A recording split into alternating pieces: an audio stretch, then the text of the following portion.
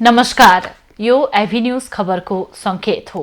तपाईं अहिले एभिन्यूज@2 मा हुनुहुन्छ। म प्रभा थापा। प्रारम्भमा मूल खबर।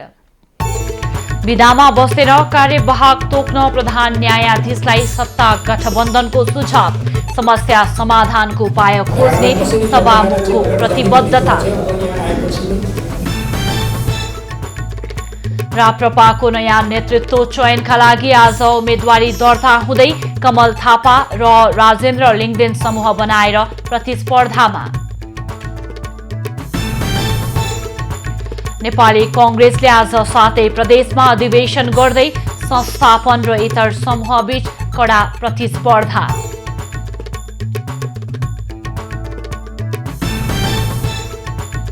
राष्ट्रपति भण्डारी त्रियान सम्मेलनमा सहभागी हुन आज लुम्बिनी जाँदै केन्द्रीय पुस्तकालय भवनको पनि उद्घाटन गर्ने कार्यक्रम। र दक्षिण अफ्रिकामा कोरोना संक्रमण तीव्र रूपमा वृद्धि। नयाँ भेरिएन्ट ओमिक्रोनले संक्रमण फैलिएको अनुमान।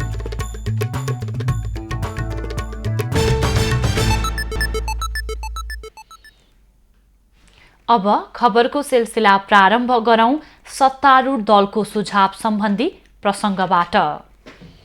सत्तारूढ गठबन्धनले तत्काल कार्यवाहक तोकेर अदालतको काम कारबाही अघि बढाउन प्रधान न्यायाधीश चोलेन्द्र शमशेर जबरालाई सुझाव दिएको छ। आज बिहान प्रधानमन्त्री निवास बालुवाटारमा बसेको 5 दलका शीर्ष नेताहरूको बैठकले लामो समयदेखि अदालतमा अवरोध भएको र प्रधान न्यायाधीश बिरामी परेकाले तत्काल कार्यवाहक तोकेर अदालतको काम कारबाही अगाडि बढाउन सुझाव दिएको हो। बैठकमा प्रधानमन्त्री तथा कांग्रेस सभापति शेरबहादुर देउवा, माओवादी केन्द्रका अध्यक्ष पुष्पकमल दाहाल, नेकपा एकीकृत समाजवादीका अध्यक्ष माधव कुमार नेपाल, जनता समाजवादीका अध्यक्ष उपेन्द्र यादव, राष्ट्रिय जनमोर्चाकी दुर्गा पौडेल लगायतका नेताहरू सहभागी थिए। प्रधान न्यायाधीश चोलेन्द्र शमशेर जबरा कोरोना संक्रमित भएपछि सोमबारदेखि अस्पताल भर्ना भएका छन्। बुधबार सर्वोच्च अदालतमा पहिलो पटक गोला प्रक्रियाद्वारा तोकिएपछि प्रधान न्यायाधीशले कायम मुकायम नतोकेकै कारण मुद्दाको सुनवाई हुन सकेको थिएन। कोरोना संक्रमित भएर अस्पतालमा उपचाररत प्रधान न्यायाधीश जबराले कायम मुकायम तोक्नुपर्ने भन्दै कानून व्यवसायीले समेत विरोध गर्दै आएका छन्। नेपाल बार एसोसिएसनले समेत वरिष्ठ न्यायाधीशलाई कायम मुकायम प्रधान न्यायाधीशको जिम्मेवारी दिन माग गरेको छ। संविधानमा प्रधान न्यायाधीश आफ्नो पदको काम गर्न असमर्थ भएमा वा बिदा बसेमा वा नेपाल बाहिर गएका कारणले प्रधान न्यायाधीश सर्वोच्च अदालतमा उपस्थित नहुने अवस्था भएमा वरिष्ठतम न्यायाधीशले कायम मुकायम प्रधान न्यायाधीश भई काम गर्ने व्यवस्था छ। सभामुख अग्निप्रसाद सापकोटाले सर्वोच्च अदालतको समस्या समाधान गर्न उपाय खोज्ने बताएका छन्। अन्तर्व्यवस्थापिका संघ आईपीयूको 143औं सम्मेलनमा सहभागी भएर स्पेनबाट बिहिबार स्वदेश फर्कने क्रममा त्रिभुवन विमानस्थलमा उनले सबैसँग छलफल गरेर समाधान खोजिने बताएका हुन्। सर्वदलीय बैठक, छलफल र परामर्श गरेर उपाय खोज्ने सापकोटाको भनाइ छ।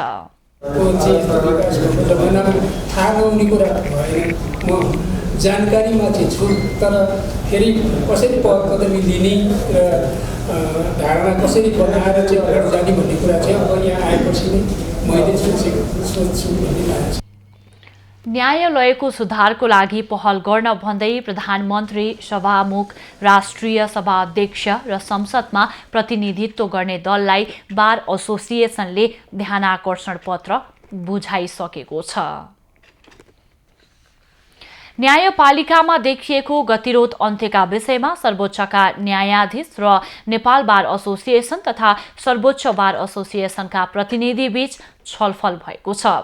बिरामी हुँदा समेत प्रधान न्यायाधीश चोलेन्द्र शमशेर जवराले कायम मुकायम नतोक्दा अदालतमा सुनवाई प्रक्रिया अघि बढ्न नसकेपछि आज सरोकारवाला 3 पक्षबीच छलफल भएको हो। सो क्रममा वरिष्ठ न्यायाधीशलाई कायम मुकायम नतोकिएको विषयमा बारले जनाएको आपत्तिका विषयमा पनि कुराकानी भएको बताइएको छ। बारसँगको छलफलपछि न्यायाधीशहरू आन्तरिक छलफलमा जुटेका छन्। राष्ट्रिय प्रजातन्त्र पार्टी राप्रपाको एकता महाधिवेशन अन्तर्गत आज उम्मेदवारी दर्ता हुँदैछ।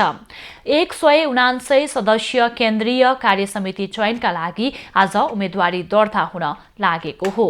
उम्मेदवारी दर्ताका लागि बिहान 9 बजेदेखि मध्याह्न 12 बजेसम्मको समय निर्धारण गरिए पनि अध्यक्ष पदका दावेदार कमल थापा र अर्का दावेदार राजेन्द्र लिङदेन समूहबीच विवाद हुँदा निर्वाचन प्रक्रिया धकेलिएको छ।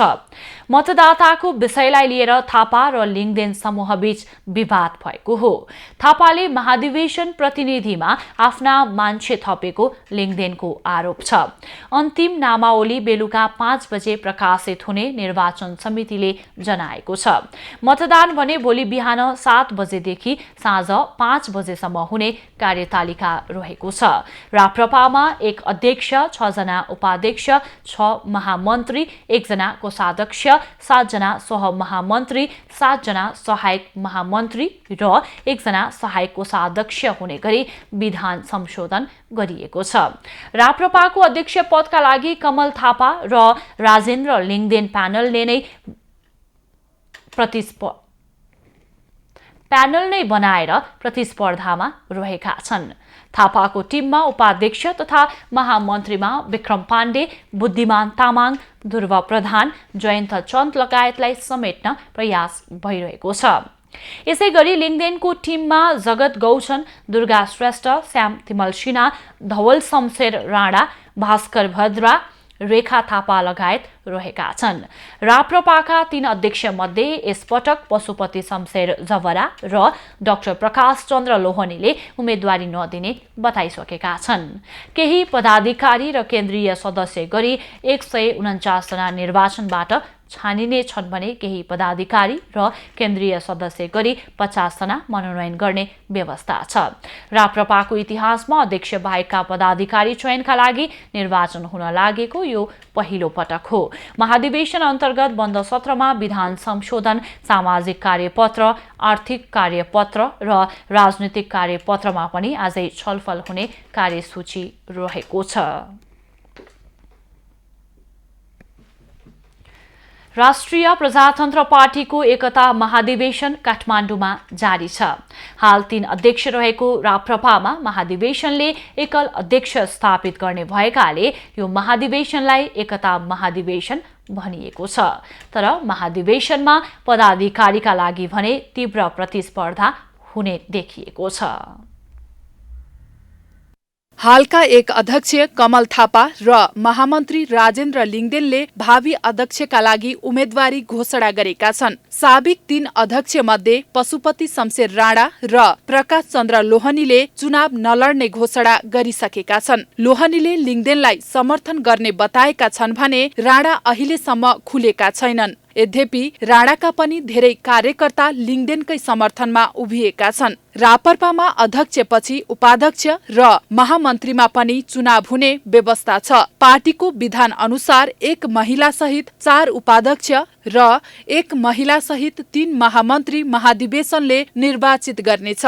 राप्रपामा पहिलो पटक अध्यक्ष बाहेकका पदाधिकारीमा निर्वाचन हुन लागेको हो। लिङदेनको प्यानलबाट 1 महामन्त्रीमा धवल शमशेर राणाको उम्मेदवारी घोषणा भइसकेको छ। नेपालगञ्ज उपमहानगरपालिकाका मेयर समेत रहेका राणा अध्यक्षकै आकांक्षी थिए, तर पछि अध्यक्षमा लिङदेनलाई समर्थन गर्दै आफू महामन्त्री उठ्न तयार भएका हुन्। महामन्त्रीका रूपमा उनलाई सबैभन्दा बलिया आकांक्षीका रूपमा हेरिएको छ। कमल थापा पक्षबाट उपाध्यक्षमा बुद्धिमान तामाङले उम्मेदवारी घोषणा गरेका छन्। यस्तै महामन्त्रीमा कुन्ती शाही र भुवन पाठकले उम्मेदवारी घोषणा गरेका छन्। पदाधिकारीका अन्य आकांक्षीहरूमा लिङ्गदेन पक्षबाट श्याम तिमल सिन्हा, गोविन्द राज खनिया, मुकुन्द श्याम गिरी, बिन्दु पौडेल, दुर्गा श्रेष्ठ, रेखा थापा लगायत छन्। थापा पक्षबाट भास्कर गहतराज, ध्रुव बहादुर प्रधान, जयन्त चन्द, भीमप्रसाद गौचन, अर्जुन राई, वसन्तमान सिंह अधिकारी, गीता बस्नेत, रोशन कार्की लगायत नेताहरू उपाध्यक्ष र महामन्त्रीका आकांक्षी छन्। रापरपामा उपाध्यक्ष र महामन्त्रीपछि सहमहामन्त्री, सहायक महामन्त्री, प्रवक्ताहरू रहने व्यवस्था छ। यद्यपि तिनीहरू प्रतिनिधिको भोटबाट नभई अध्यक्षबाट मनोनित हुन्छन्। विधान अनुसार 7 जना महामन्त्री र 7 जना सहायक महामन्त्री मनोनित हुनेछन्। रापरपाको 149 संसदीय केन्द्रीय समिति रहनेछ, जसमध्ये 149 जना महाधिवेशनबाट निर्वाचित भएर आउनेछन् भने बाँकी मनोनित हुने व्यवस्था छ। दर्शकवृन्द, राष्ट्रिय प्रजातन्त्र पार्टी राप्रपाको एकता महाधिवेशन हिजोबाट सुरु भएको छ र महाधिवेशन अन्तर्गत आज उम्मेदवारी दर्ता हुँदैछ र पलपलका खबरहरू यहाँहरूलाई अपडेट गराइरहेका छौँ। र यही क्रममा हाम्रा संवाददाता शीतल रिजाल रेकुटी मण्डपबाट हामीसँग प्रत्यक्ष सम्पर्कमा जोडिनु भएको छ।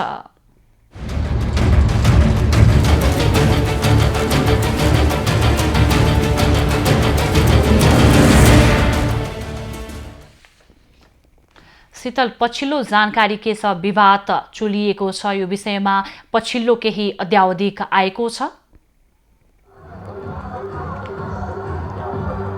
प्रभा, यति बेला हामी राष्ट्रिय प्रजातन्त्र पार्टीको महाधिवेशन स्थल भृकुटी मण्डपबाट प्रत्यक्ष प्रसारणमा जोडिएका छौँ।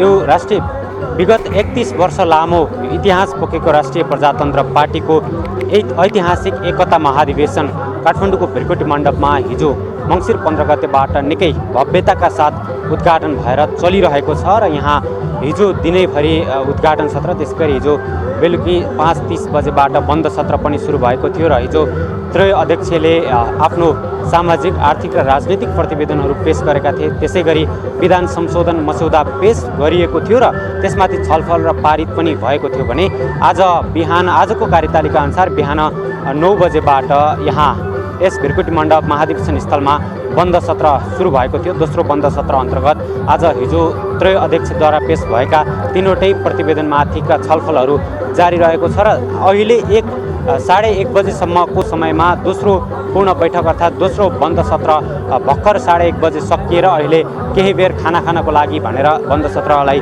विश्राम गरिएको छ भने अबको केही बेरमा तेस्रो पूर्ण बैठक सुरु हुने भनेर पनि हामीले जानकारी पाएका थियौँ। त्यसै गरी यस राष्ट्रिय प्रजातन्त्र पार्टीको महाधिवेशनमा निर्वाचन कार्यतालिका अनुसार आज बिहान 9 बजेको समयबाट उम्मेदवारहरूले आफ्नो उम्मेदवारी दरखास्त दर्ता गर्ने कार्यतालिका रहेको थियो, जसअनुसार अहिलेसम्म पनि त्यो कार्यतालिका अगाडि बढ्न सकेको छैन।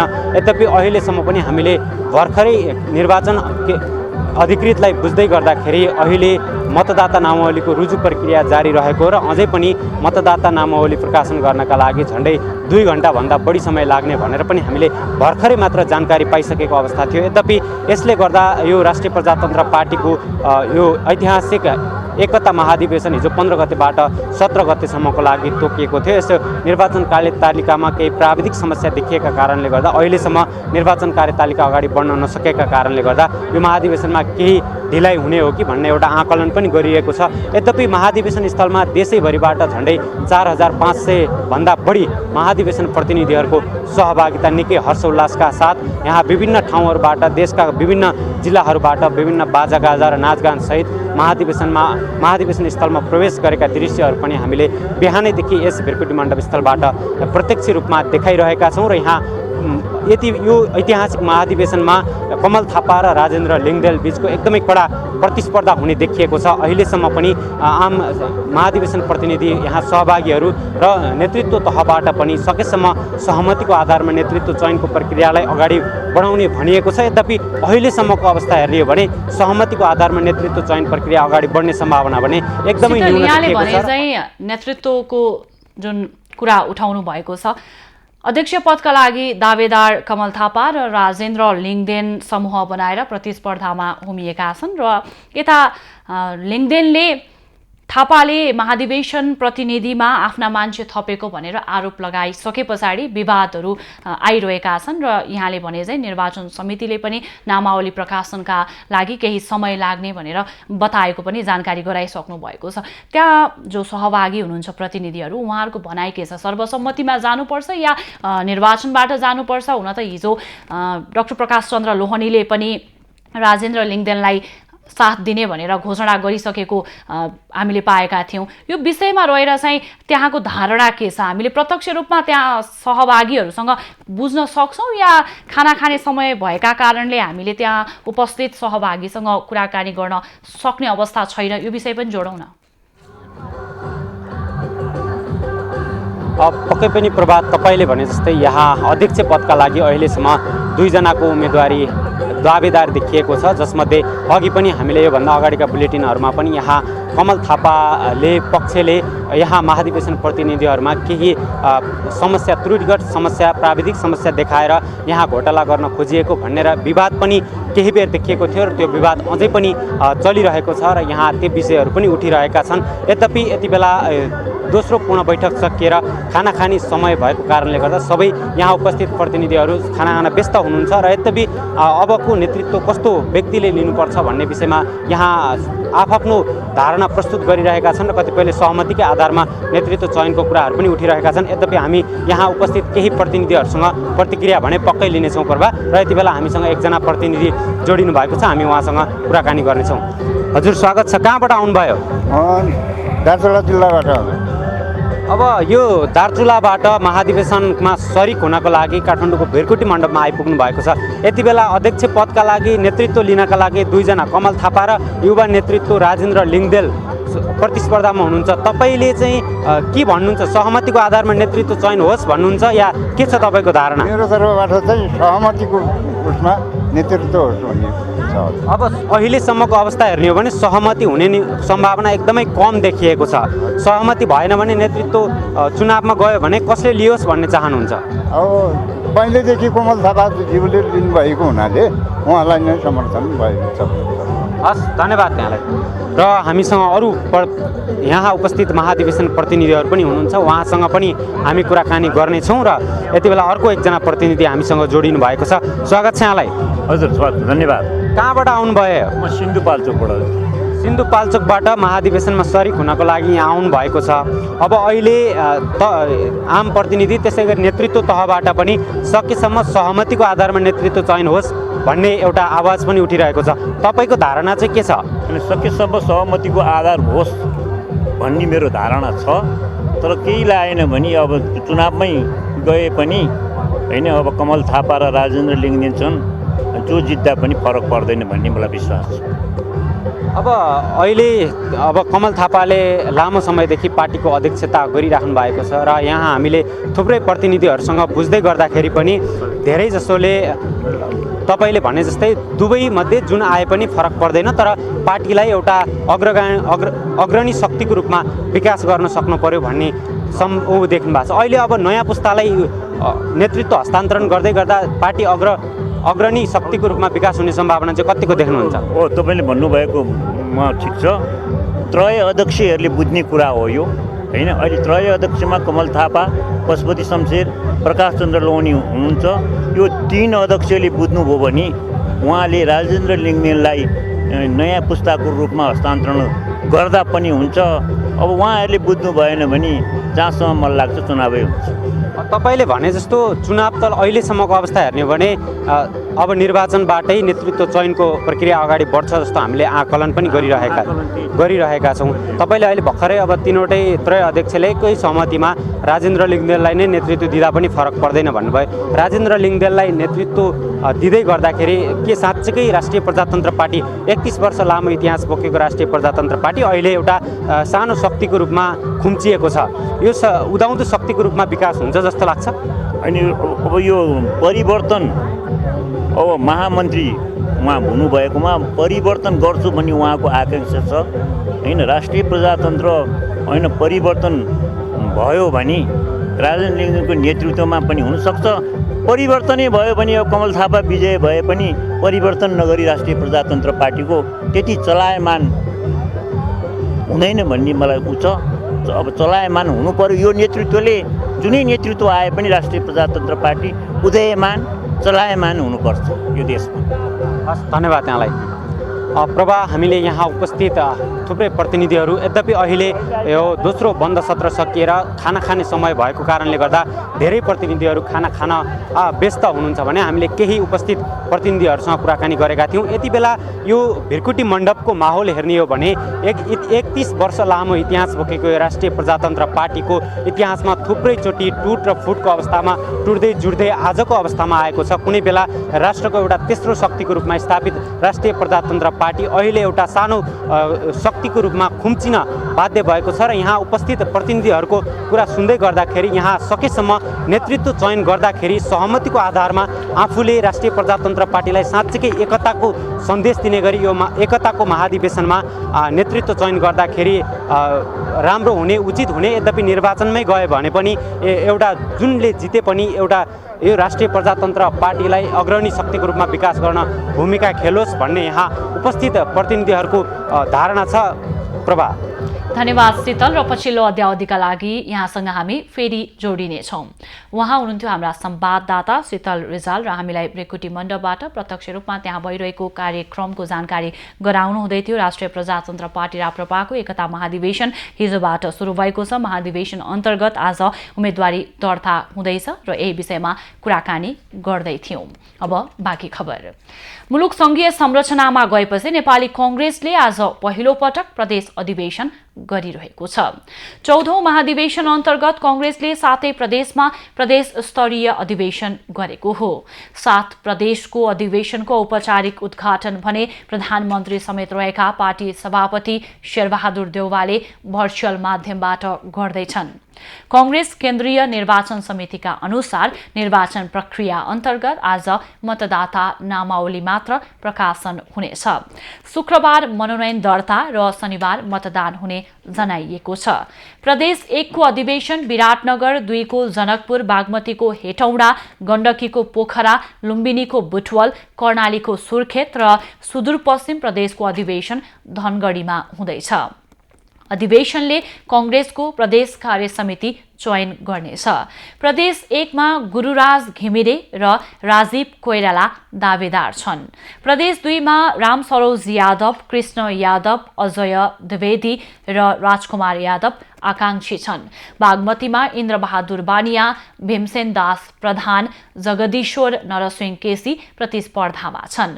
गण्डकीमा शुक्रराज शर्मा, देवराज चालिसे, पूर्व मन्त्री यज्ञ बहादुर थापा र तनहुका पूर्व सभापति रघुनाथ पौडेल र अर्जुन प्रसाद जोशीले दावेदारी प्रस्तुत गरेका छन्।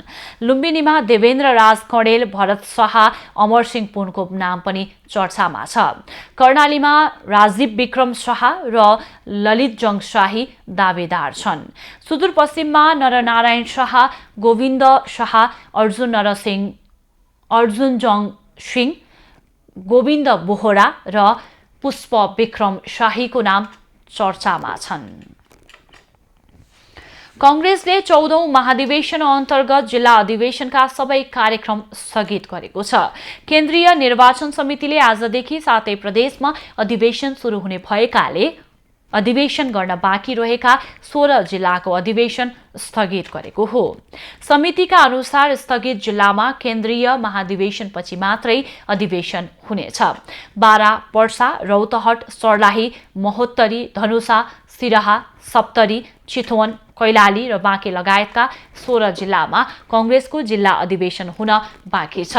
61 जिल्लामा भने जिल्ला अधिवेशन भइसकेको छ। केन्द्रीय महाधिवेशन भने मंसिर 24 गतेबाट काठमाडौँमा सुरु हुँदैछ। खबरको सिलसिला अझै जारी छ, हामी सँगै रहनुहोला। अब बाँकी खबर। राष्ट्रपति विद्यादेवी भण्डारी लुम्बिनीमा आयोजित त्रियान सम्मेलनमा सहभागी हुन आज लुम्बिनी जाँदैछिन्। लुम्बिनी बौद्ध विश्वविद्यालयको आयोजनामा बुद्ध जन्मस्थल लुम्बिनीमा जारी प्रथम त्रियान प्रज्ञा सम्मेलनमा उनले सहभागिता जनाउन लागेकी हुन्।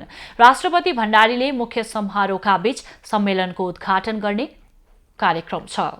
विश्वविद्यालयले बौद्ध संस्कृति र समृद्धि तथा बौद्ध शिक्षण पद्धतिमा केन्द्रित रहेर सम्मेलन आयोजना गरेको हो। राष्ट्रपति भण्डारीले विश्वविद्यालयमा निर्माण गरिएको केन्द्रीय पुस्तकालय भवनको पनि उद्घाटन गर्ने कार्यक्रम छ। त्रियान सम्मेलन उद्घाटन अघि राष्ट्रपति भण्डारीले कपिलवस्तुको बाणगङ्गा स्थित कैलाश आश्रमको निरीक्षण गर्ने कार्यक्रम समेत रहेको छ। लुम्बिनीमा आयोजित त्रियान सम्मेलनमा नेपालका बौद्ध विद्वान तथा अनुसन्धानकर्ताको सहभागी रहेको छ। काठमाडौँको पाशुपत क्षेत्रमा आज बेलुकादेखि बाला चतुर्दशी मेला लाग्दैछ। हरेक वर्ष मङ्सिर कृष्ण पक्षको त्रयोदशीको रातिदेखि सुरु हुने मेलामा भक्तजनको घुइँचो लाग्ने गर्दछ। आज राति पशुपतिनाथ मूल मन्दिर प्राङ्गणमा दिवंगत पितृका नाममा महादीप दान बाल्ने गरिन्छ। भोलि बिहान सद्बीज छर्ने गरिन्छ। यसो गरेमा दिवंगत पितृले शान्ति पाउने धार्मिक विश्वास छ। भक्तजनलाई पश्चिम र दक्षिण ढोकाको बाहिर बत्ती सल्काउने व्यवस्था मिलाइएको छ। बत्ती बाल्न आफू उपस्थित हुन नसक्नेका लागि विगत वर्षमा जस्तै 1000 रुपैयाँको रसिद काट्ने व्यवस्था पशुपति क्षेत्र विकास कोषले गरेको छ। कोरोना जोखिम कायमै रहेकाले स्वास्थ्य सतर्कता अनिवार्य गरिएको छ। भीड व्यवस्थापन गर्न विभिन्न ठाउँमा सुरक्षा व्यवस्था कडा पारिएको छ। बिहीबार बिहानदेखि शुक्रबार दिउँसोसम्म मन्दिर प्रवेश गर्ने विभिन्न बाटोमा सबै प्रकारका गाडी प्रवेशलाई रोक लगाइएको छ। कोरोना जोखिमका कारण गत वर्ष कोषले बाला चतुर्दशी मेलामा रोक लगाएको थियो। भूमि व्यवस्था सहकारी तथा गरिबी निवारण मन्त्री शशि श्रेष्ठले भूमिहीनहरूको हातमा चाँडै नै लाल पूर्जा पुग्ने बताएकी छन्। सिन्धुपाल्चोकमा माओवादी केन्द्रको भोटेकोशी गाउँपालिकाको प्रथम सम्मेलन उद्घाटन गर्दै उनले वर्षौंदेखि लाल पूर्जाको पर्खाइमा रहेका अधिकांश भूमिहीनलाई लाल पूर्जा तत्काल वितरण गरिने गरी सरकारले काम सुरु गरिसकेको बताएकी हुन्। अघिल्लो ओली नेतृत्वको सरकारले प्रचार मात्रै गरेर जनतालाई झुक्काएको र सन्तोषजनक काम नगरेको उनको आरोप छ। ऐन बनाइयो, देवानी संहिता भनेर बनाइयो।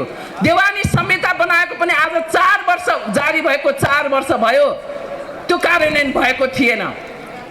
यही नेपाल कम्युनिस्ट पार्टी नेकपाको नामबाट सरकार 2 जना महिला मन्त्रीहरूले चलाएको थियो, गरेनन्। कानुन आयोगले सिफारिस गरेको रहेछ यो कार्यान्वयन गर भनेर, र पनि गरेन।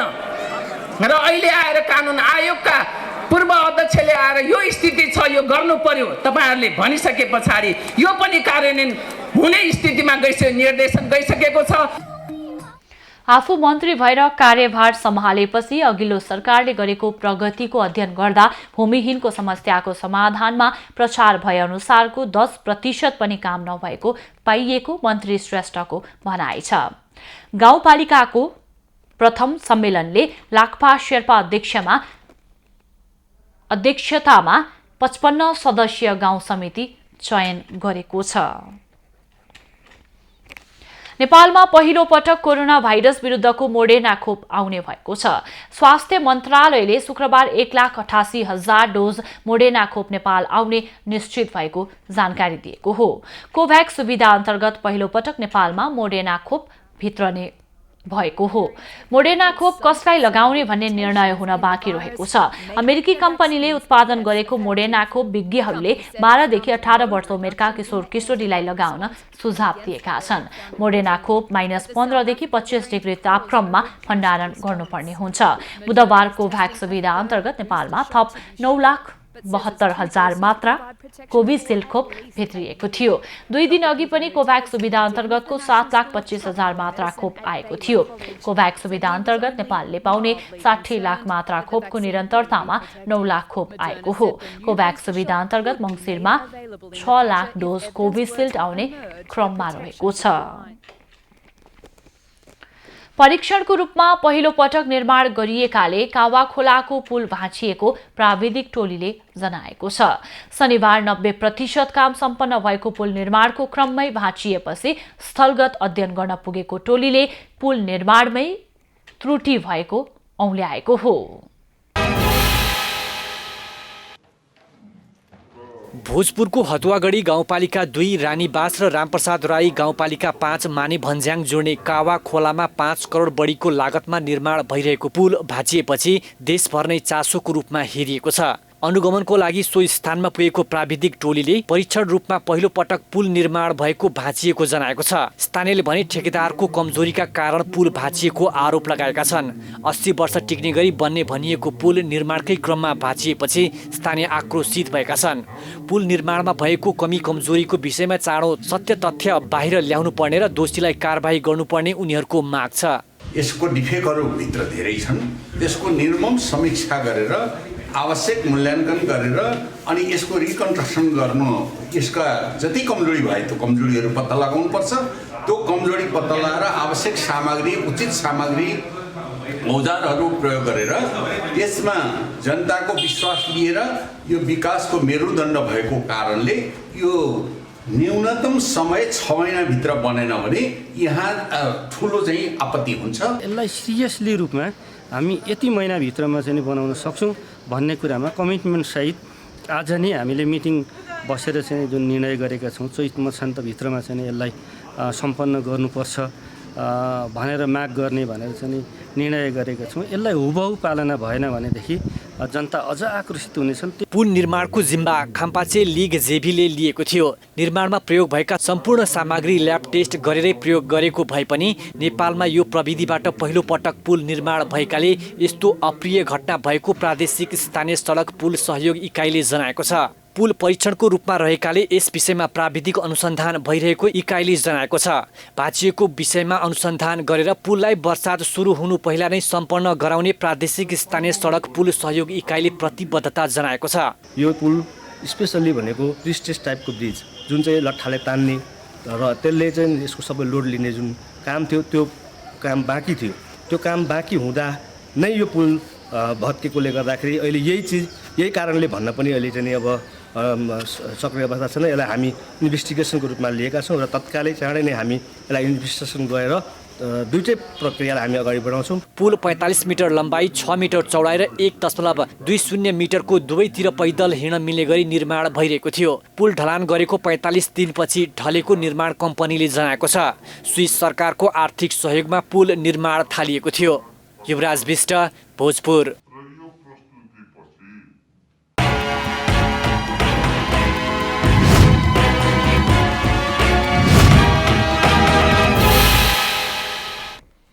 प्रमुख राजनीतिक दलहरू अधिवेशन गर्दै केन्द्रीय महाधिवेशन गर्दै निर्वाचनमा जाने तयारी थालेपछि निर्वाचन आयोगले जिल्लामा मतदाता नामावली सङ्कलन गर्ने कामलाई अगाडि बढाएको छ। बागलुङमा भने नामावली सङ्कलनका क्रममा सङ्कलनका लागि तोकिएका केन्द्र व्यावहारिक नभएको गुनासो आएको छ। 3 तहका निर्वाचनको तयारीमा सरकार र दलहरू जुटेपछि निर्वाचन आयोगले पनि मतदाता नामावली सङ्कलन अघि बढाएको छ। बागलुङमा पनि मतदाता नामावली अध्यावधिक गर्ने क्रम सुरु भएको छ। मतदाता नामावली सङ्कलन अघि गरिएको अन्तर्क्रियामा प्रमुख दलका नेता र सरोकारवालाहरूले अहिले नामावली सङ्कलनका लागि राखिएको स्थल व्यावहारिक नभएको गुनासो गरेका छन्। मतदाता नामावली सङ्कलन गर्ने स्थानहरू थपिनुपर्ने उनीहरूको भनाइ छ। खास गरी हाम्रो यो ग्रामीण क्षेत्रमा अलिक दुर्गम भेकहरूलाई समेट्ने गरी प्रत्येक वडामा गएर नामावली सङ्कलन गर्दा अझ वैज्ञानिक हुन्छ भन्ने हाम्रो धारणा रहेको छ। विशेष गरेर निर्वाचन कार्यालय बागलुङले जिल्लाका 8 स्थान र सदरमुकामलाई केन्द्रित गरेर मतदाता नामावली सङ्कलन कार्यक्रम विशेष कार्यक्रम भनेर सुरु गर्न थालेको छ। तर यो अझ बढी प्रभावकारी हुने सम्भावना कम देखिन्छ। बागलुङमा पनि मङ्सिर तेस्रो सातादेखि मतदाता नामावली सङ्कलन विशेष कार्यक्रम 2078 सञ्चालन हुँदैछ। नामावली सङ्कलन पुस 8 गतेसम्म हुने निर्वाचन कार्यालयले जनाएको छ। बाहिर जिल्लामा थायी ठेगाना भएका र काम विशिष्टले यस जिल्लामा बसोबास गर्दै आएका मतदाताहरूलाई पनि यही 17 गतेदेखि आयोगको अर्को आदेश नहुँदासम्म जिल्ला निर्वाचन कार्यालयबाट त्यस्ता मतदाताहरूको पनि फोटोसहित मतदाता नामावली सङ्कलन गर्ने कार्यक्रम गरेको छ। मतदाता नामावली सङ्कलन जिल्ला सदरमुकामको 2वटा ठाउँबाट नियमित रूपमा हुने, बाहिरी जिल्लाबाट आएका व्यक्तिको नाम दर्ता निर्वाचन कार्यालय मार्फत गर्न सकिने व्यवस्था छ। बागलुङमा चाहिँ जिल्ला सदरमुकाममा भएको जुन 2टा सङ्कलन केन्द्र हो त्यो निरन्तर रूपमा चलि नै रहनेछ पछि पनि।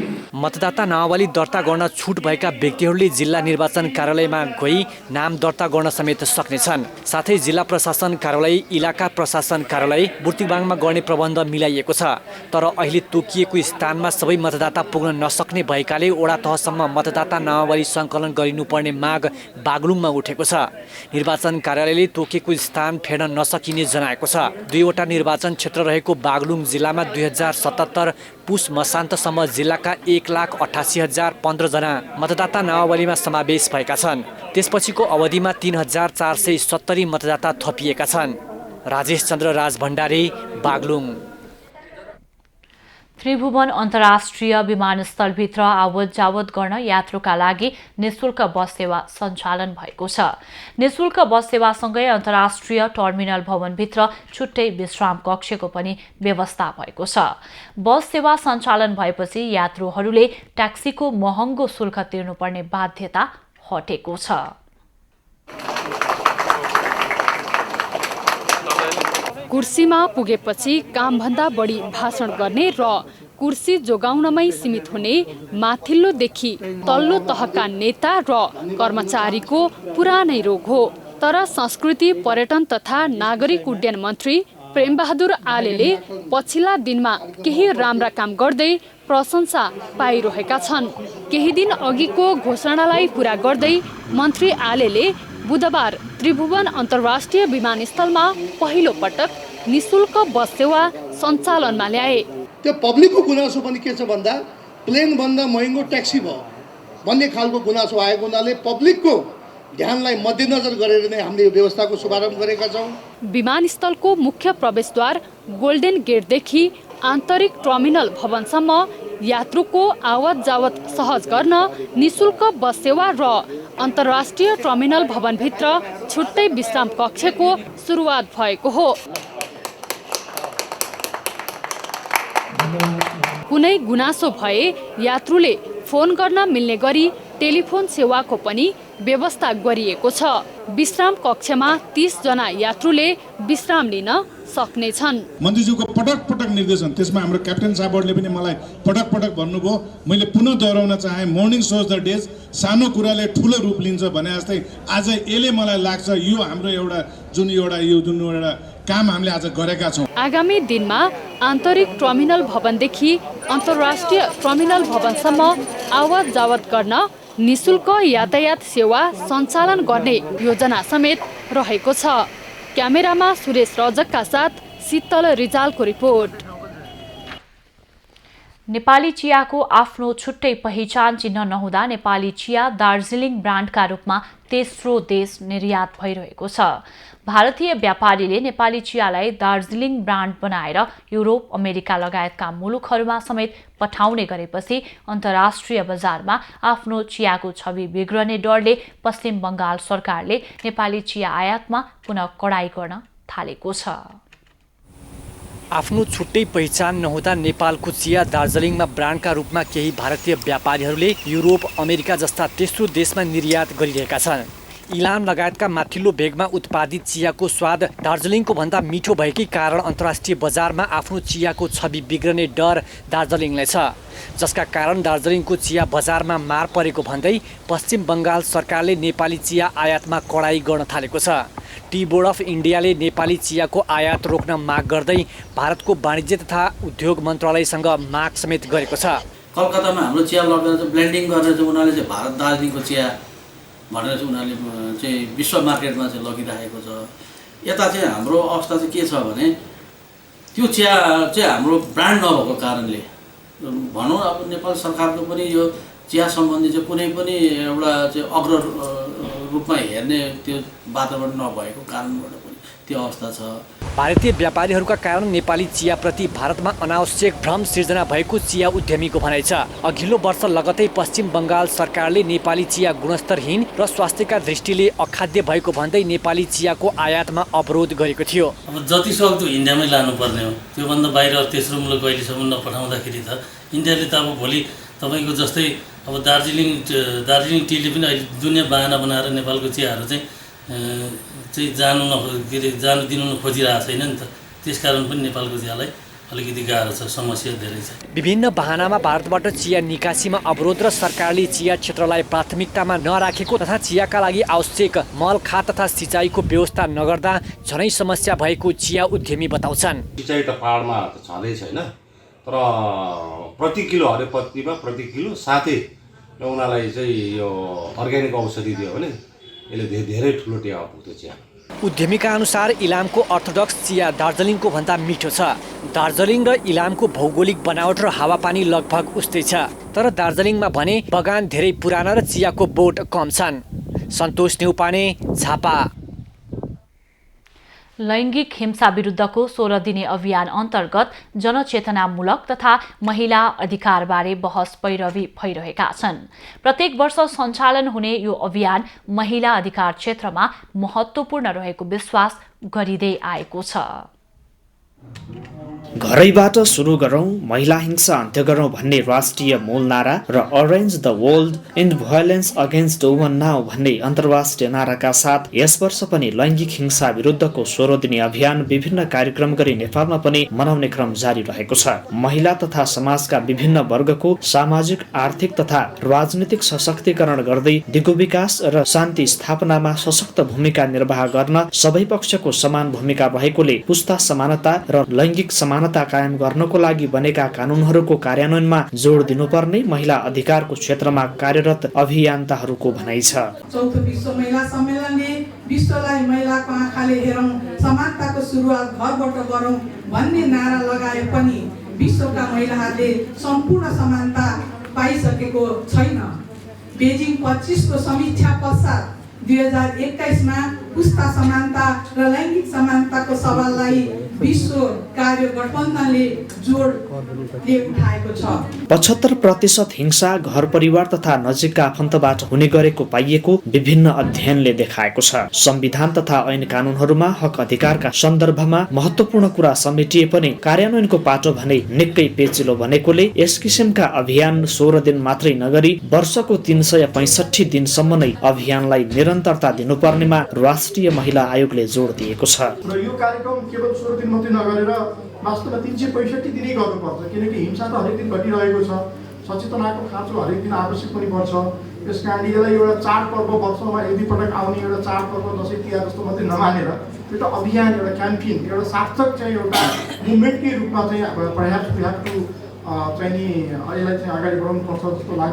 लैङ्गिक हिंसा विरुद्धको 16 दिने अभियानलाई अन्तर्राष्ट्रिय स्तरदेखि राष्ट्रिय तहसम्म विभिन्न सृजनात्मक र सामाजिक सचेतनामूलक कार्यक्रम गरी मनाउने गरिएको उल्लेख गर्दै महिला हिंसा अन्त्यका लागि व्यक्ति, घर परिवार, समाज सबैसँग हातेमालो गर्दै लैङ्गिक हिंसा मुक्त राष्ट्र निर्माणमा लाग्न सबै पक्षलाई महिला, बालबालिका तथा ज्येष्ठ नागरिक मन्त्रालयले आग्रह गरेको छ। हिंसा विरुद्धको आन्दोलनमा केन्द्रित रहौँ र हामीलाई विश्वास पनि यसमा खोजौँ र जबसम्म अब के अरे सरकारले गर्नु कर्तव्य भनेको भएको कानुनलाई पुरा पालना गर्ने।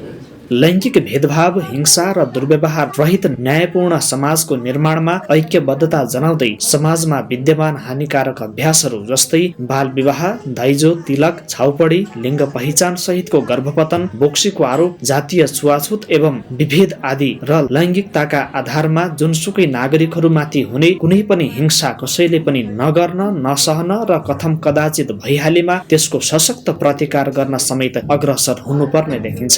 एभी न्यूज खबरका लागि हरिश चन्द्र बाग, काठमाडौँ। खबरको सिलसिला अझै जारी छ, हामी सँगै रहनुहोला।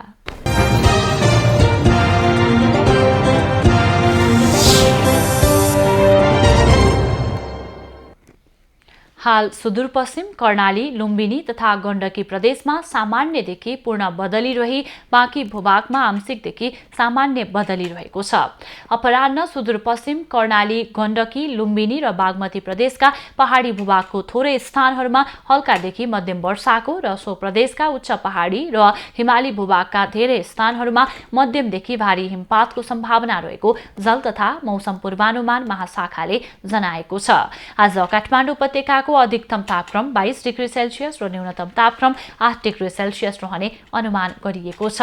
आज सूर्योदय बिहान 6:37 भयो भने सूर्यास्त साँझ 5:08 हुनेछ।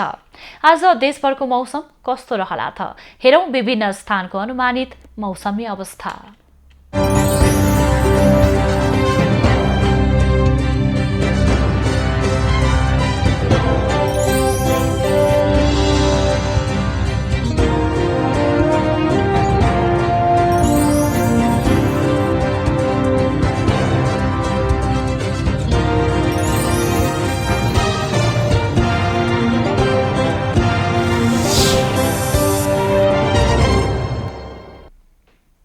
अहिलेलाई खबरको क्रम यति नै। एभी न्यूज खबरका यी सहित अन्य विस्तृत खबरका लागि www.avnews.tv लगअन गर्न सक्नुहुनेछ। युट्युब, फेसबुक र ट्विटरमा पनि हामीलाई फलो गर्न सकिनेछ। खबरभित्रको खबरका लागि हेर्दै रहनुहोला एभी न्यूज खबर। नमस्कार।